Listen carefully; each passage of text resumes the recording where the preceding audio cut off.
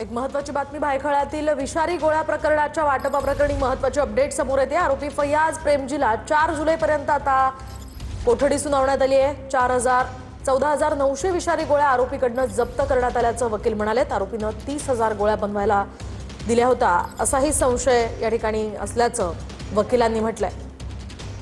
सध्याची महत्त्वाची बातमी आपण पाहतोय।